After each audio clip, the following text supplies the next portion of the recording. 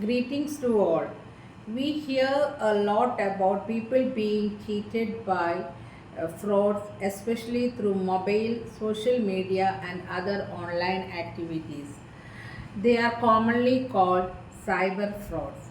Let us touch upon this topic in today's video. Yeah, sure. See now, let us see the background. So India has about 140 crores plus population. So we have 128 mobile connections, of which 105 mobile connections have internet access, and about 60 crores of the connections, mobile smartphones are being used in India. So this is a vast market for fraudsters.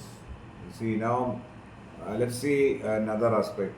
See, we all know, or most of the people know by now, the certain tips like don't share OTP with strangers, or don't click the link shared by strangers, and so on. Now, this is all great, good.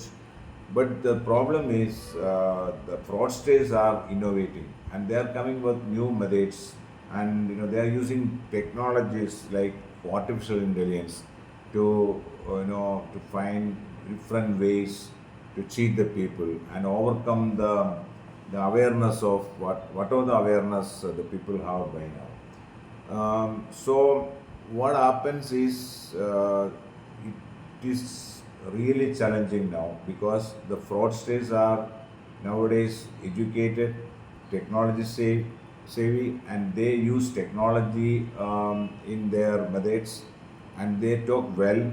They have good knowledge of the things or the company or the organization they pretend to represent, and so it is becoming very difficult for common people to distinguish or differentiate between genuine calls and the the frauds calls. So that's the biggest challenge now.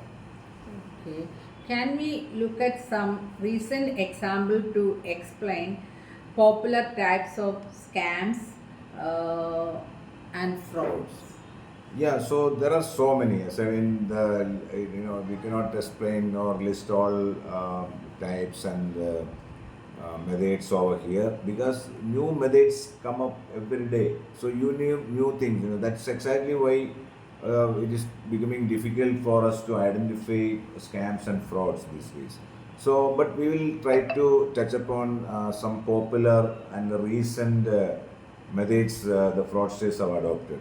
See, we'll start with whale phishing attack, also known as spear phishing scams or CEO scams. See, it basically means targeting influential figures or top officials in an organization. See, a classic example of the use of this method is a prominent real estate company which was cheated of about 4 crore by a fraudster or a fraudster group who posed or who pretended as a CMD of the company and tricked the accounts department to make multiple transactions to fraudulent accounts. So you can imagine, it's not just individuals, it's big companies with systems and processes, and professional people over there are being cheated by these fraudsters. Really? Oh, by the way, what is this courier scam? Yeah, this is another new method being adopted by fraudsters. So I will explain this by an example. A Bollywood actor received a call from one Deepak Sharma, who posed as the employee of Debet's courier company, and he's told that they received a courier in her name, which contained drugs. Okay, and then he offered to help her out and connected her to someone else who posed as the customs officer, and that person offered her help for a compensation. So she had to pay about 6 lakhs rupees to them to free her from the police case and other issues.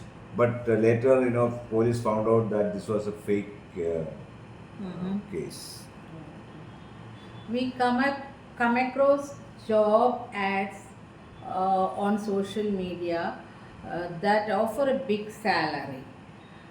Mainly look like scams. Why?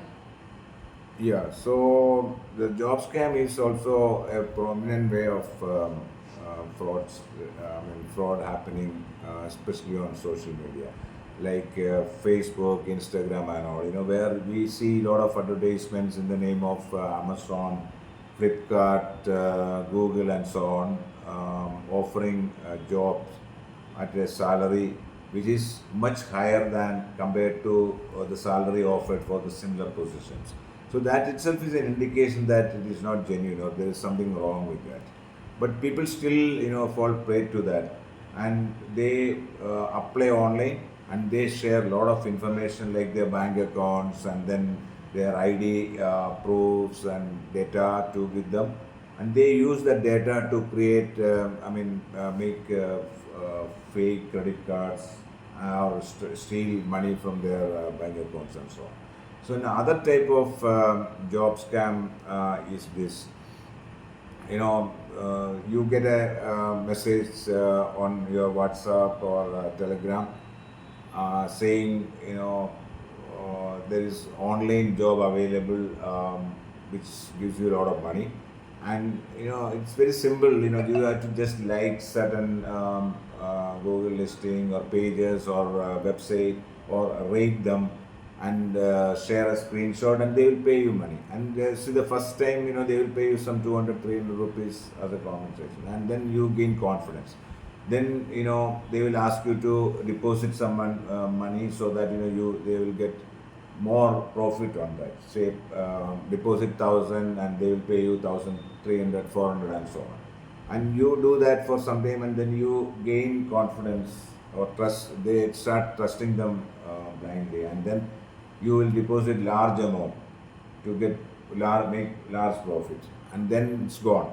They will not. They will stop responding, and this is how they operate. There are many other types of fraud we hear daily. As we said, we can't list all here. Still, let us see a few more popular scams. Yeah, so many are already there, and new types are coming up, as we said. Look at this case. A man received a call from a video call, basically, from a fake senior police officer who held him responsible for the suicide of a girl. Okay. So and then later in another video, this the the police, the person who posed as a senior police officer, showed him a video which showed him with that girl. This was morphed video, and but then this scammer threatened him, and the man had to pay some money to them to save him from the cases and defamation. So again, this was a fake incident. So in another case, a fraudster made a 70 plus years old man to download an unverified app on his mobile phone for updating his PAN card or some other KYC document. So after the victim downloaded the app, the fraudsters got access of the control of his mobile, and they received the OTP from that mobile itself. Because they got control of that mobile, and then they transferred some 14 lakhs from his bank account to their own account.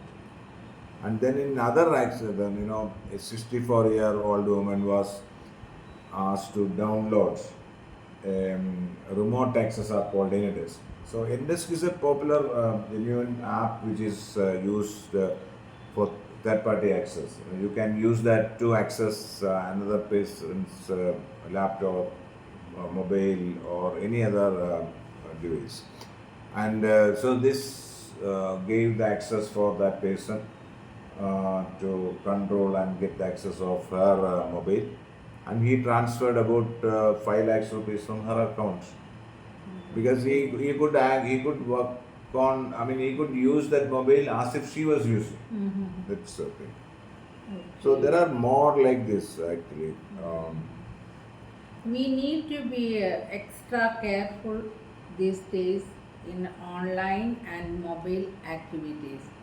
Calls, emails, messages, ad may look very authentic and genuine, but we need to be patient and cautious. Should not be anything in hurry. Think carefully before acting in such situations. Yeah, true. I mean, it's very important these days. See, all people are targeted. I mean, the all people who are not well versed in internet and mobile, but use mobile and internet are one of the primary targets of these scammers. But it doesn't mean that youngsters are not targeted. See, for example, I will tell you. I mean, I mean, I will give a personal I mean, incident where I got an email from a scammer saying that this is from income tax. They use the income tax logo and they asked me to share I mean, my bank account and the password and everything for them to credit my income tax refunds. Okay, so if I had actually shared those details, they would have taken out all whatever the money in my account actually. So this is how they play. They use. I mean, it will sometimes it is very difficult to really find or distinguish, or find out, whether it's genuine or whether it's fraud. So we have to be very careful and attending phone calls, attending video calls, and opening and what I mean, clicking the links on emails and messages and so on. Because these days people, I mean, they are using technology like anything. They are using artificial intelligence. We have seen a case in Kerala where a person was duped of some money using an artificial intelligence to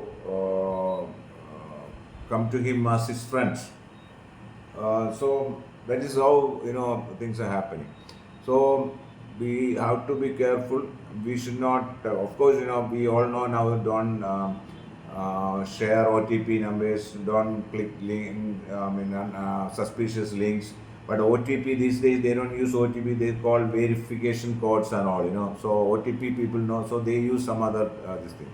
And the same way, don't download unverified apps from Play Store or Apple Store, Google Play or Apple Store, and yeah. So these are few things we should be cautious about and we should be careful about.